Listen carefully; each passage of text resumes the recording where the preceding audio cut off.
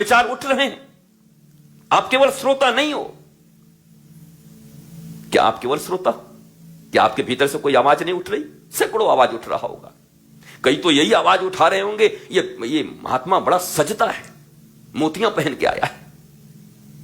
कई के मन में यह होगा कि अच्छा, ये धर्म में तो भगवा पहनते हैं, ये नीला पहन के कैसे आ गए? अब पता नहीं मन है कितने प्रश्न उठ जाएं। और इस दुनिया में बेकार के प्रश्न उठते हैं मन में। बचपन से जैसा अभ्यास कराया है मन को व्यर्थ के प्रश्नों में उलझाने का, वो उलझता है। एलिक्सिर ऑफ लाइफ, अमृत, अमृत नहीं लेते हम विष ढूंढते हैं।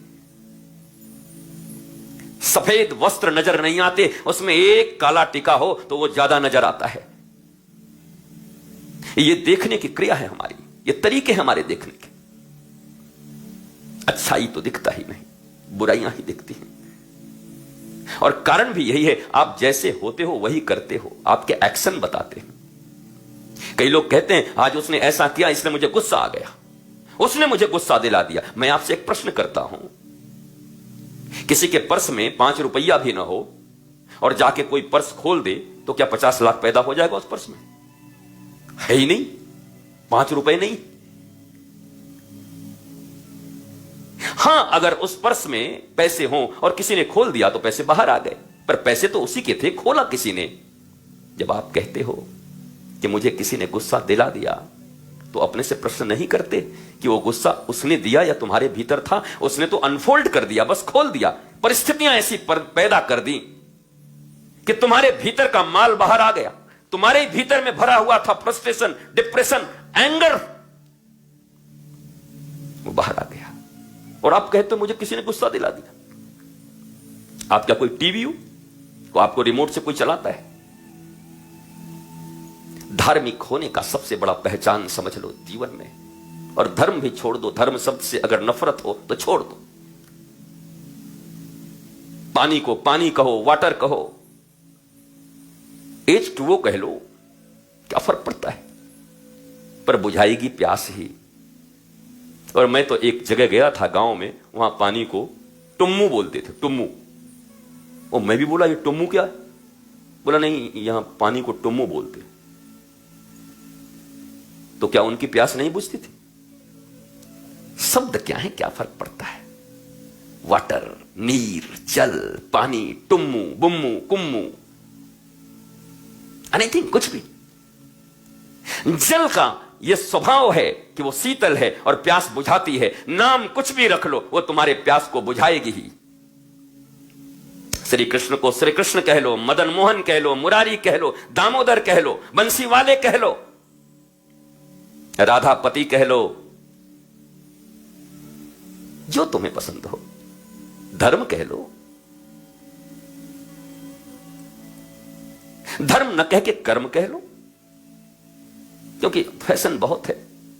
धर्म कहने से थोड़ा ओल्ड लग फील होता है। ये रूढ़िवादी है, ये ठीक आदमी नहीं है, ये परंपरावादी है। थोड़ा कूलनेस चाहिए। यूनिवर्सिटीज में तो आपको पता ही होगा, कूल, बड़े बड़े बाल, स्पाइक्स,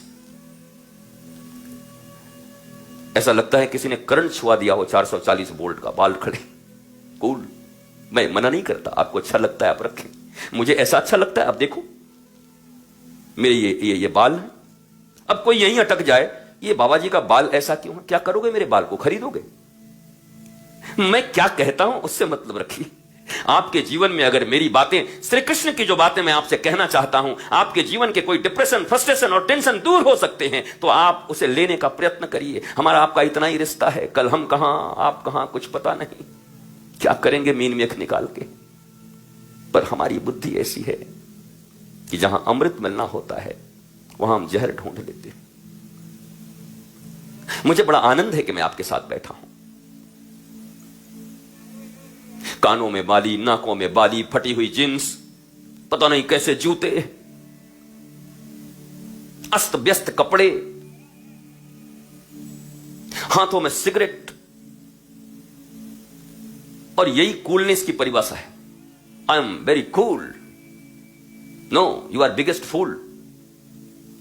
कूलनेस ऐसा हो कि तुम भी कूल हो, समाज भी कूल है, मम्मी पापा भी कूल हैं, देश भी कूल है, पूरी मानवता तुम्हारे कूलनेस से कूल कूल हो जा रही है। तुम्हारा कूलनेस ऐसा है कि मां बाप भी आत्महत्या करने के लिए तैयार हो जा रहे हैं। कैसे कूल हो भैया, और खुद भी हालत खराब है, 2 दिन के बाद स्टाइल बदल जाते।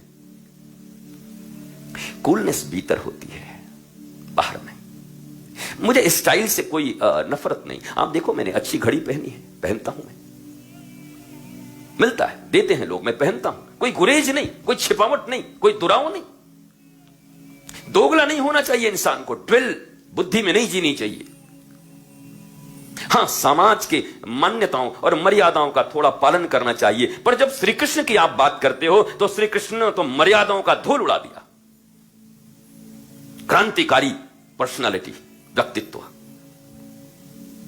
इंद्र की पूजा होती थी, रोक दिया, गोवर्धन जी की पूजा करवा दी। क्रांति। कंस को टैक्स देने पड़ते थे, सारे गोकुलवासियों को, नंदगांव वालों को टैक्स बंद करवा दिया। जो लोग टैक्स देने जानते थे, दही और दूध रास्ते में अपने मित्रों के साथ खड़े होकर के लूट लेते थे और फिर बांट देते थे गांव में। क्रांति, रिवोल्यूशन।